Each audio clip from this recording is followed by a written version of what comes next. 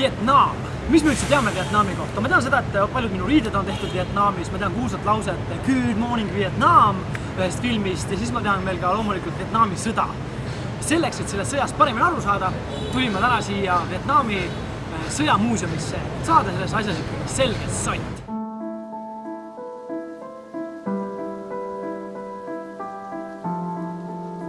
Vietnami sõda toimus aastatel 1955 kuni 1975 ja selle pealmisteks osalisteks oli Põhja-Vietnam, Lõuna-Vietnam ja USA.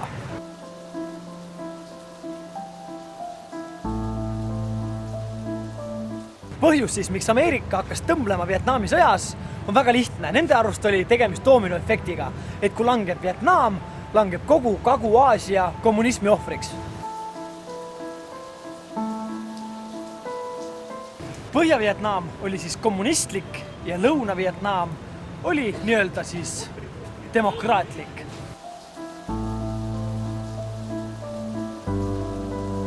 See doominoefekt oli tegelikult lihtsalt üks tore ettekääne USA-le selleks, et alustada järgmist sõda, mis teenib neile meeletuid miljoneid. Oli Tonquini lahe situatsioon, kus väidetavalt Vietnami pommitajad lasid põhja 2 USA patrullivat sõjalaeva. Aastal 2001 tunnistati, et seda situatsiooni tegelikult ei olnudki ja tuleb välja, et USA sisenes sõtta lihtsalt täiesti tuimalt ja omavoliliselt. Ups! Väga väike ups, mis nõudis umbes täpselt 3,5 miljonit inimelu ja käistis 20 aastat, valmistas tohutuid piina kohalikule rahvale ja vihastest välja kogu USA kogukonna. Vietnami sõja ebavajalikkusest said aru isegi USA sõdurid, kes hakkasid lõpuks väga tugevalt protestima selle vastu, et miks nad siin on, mida nad siin teevad ja mis kurat on nende eesmärk. USA kasutas ka sõjas keemiarelva, mille tulemusena tänaseni võib näha linna peal poole näota inimesi ja muid päris koledaid asju.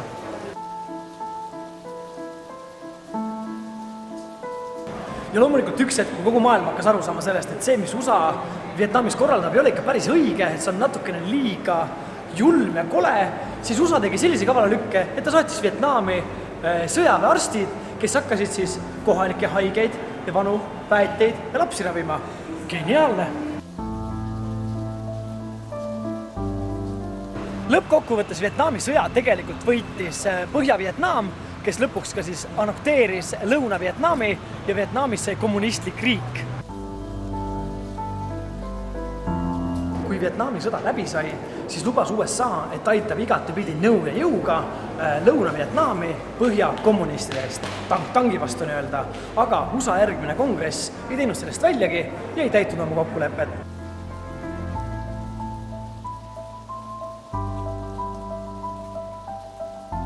Vietnami sõjamuuseum on minu poolt nüüd külastatud ja olgem ausalt, ikka päris õõvastav vaatepilt oli. Väga ikkagi ei meeldinud ja minupoolne seisukoht on ikkagi konkreetne ja ühtne, et USA-l ei olnud sellesse sõtta tegelikult asja ja kõik argumendid, mille alusel siia sisse tungiti, olid valed.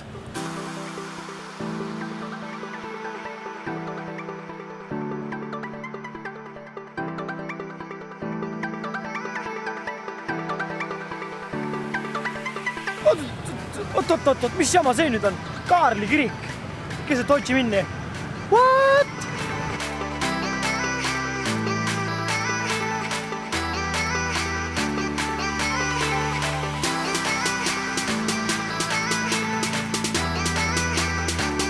No ma ei tea, nii euroopalikku hoonet siin Saigoonis vaadates tekib küll tunne, et miks? Väga lihtne, nimelt aastatel 1800 ja nii edasi oli Vietnam, Kambodža ja Laos Prantsuse kolooniad ja sellepärast on ka siin selline hoone.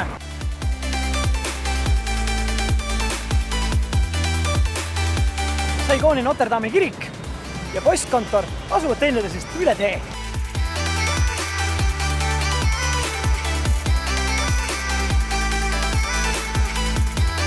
Saigooni postkontor töötab endiselt täie hooga ja on tänaseks saanud väga suureks turismimagnetiks, nii et let's go, vaatame sisse.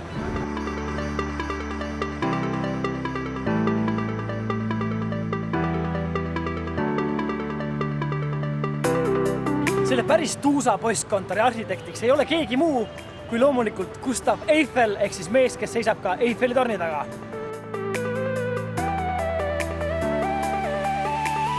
Peale ilusa arhitektuuri on prantslased andnud ka Vietnami inimestele meeletu armastuse saia vastu ja loomulikult kohvi vastu.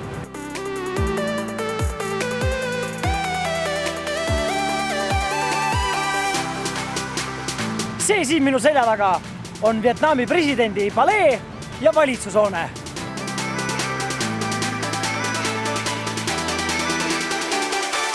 Osaliselt Vietnami valitsus töötab endiselt selles majas ja president käib siin asjatamas, aga sellest on tehtud ka tänaseks muuseum.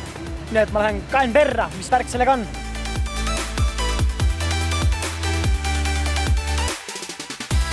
Nüüd ma olen jõudnud siia valitsushoone alla keldrisse, kus on punkrid ja päris punkrid, mis toimisid sõja ajal ja siin varjasid ennast väga-väga tähtsad riigilinnad. Selles voodis siin mu selja taga magas Lõuna-Vietnami president, kui ta pidi ennast punkris varjama.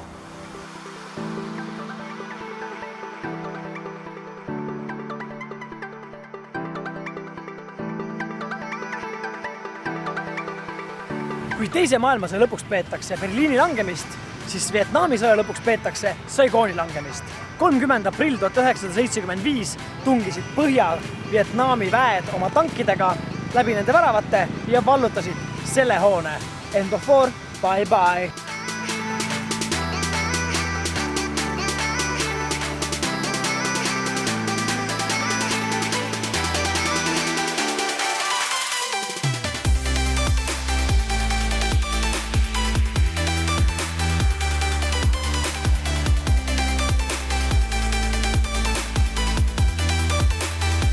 Täna on mu viimane täispikk päev Saigonis ja ma otsustasin seda tähistada loomaaia ja botaanika külastamisega.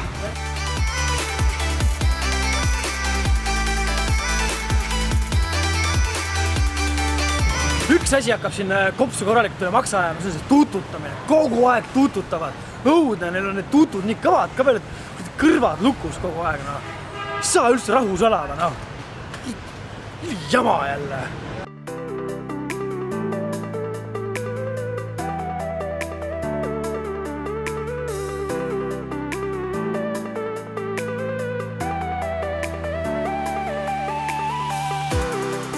Kohal nagu naksti.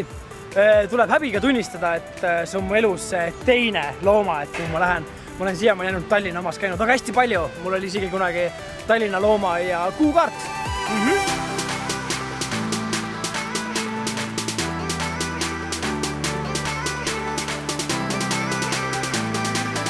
Kui ma nüüd ei eksi, siis see on mul elus esimene kord näha kaelkirjakut.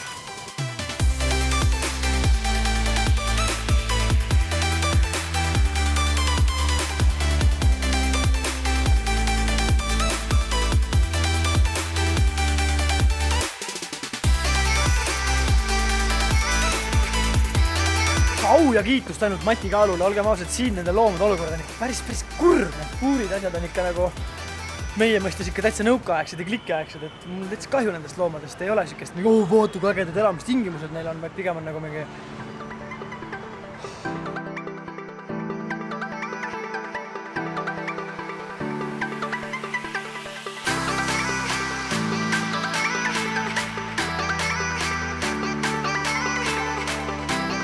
siin on kõikidel puuridel need aknad nii mustad, et loomi ei näegi.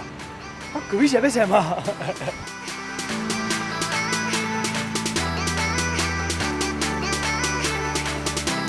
Kui mina ikka tulen loomaaeda, siis üks asi, mida mina näha tahan, on kitsed, sest et mina olen nii harjunud ja mina pean seda saama.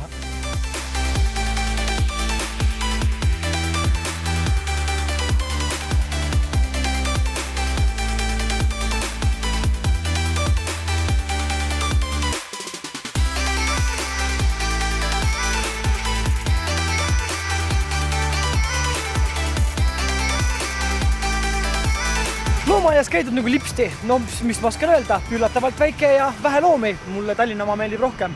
Siin olid põhiloomad olid kõik olemas, kes on nii-öelda tõmbenumbrid, aga midagi ekstra ägedat siin nüüd küll ei olnud. Aga kui kaelkirjakut näinud ei ole, siis tasub ikka tulla.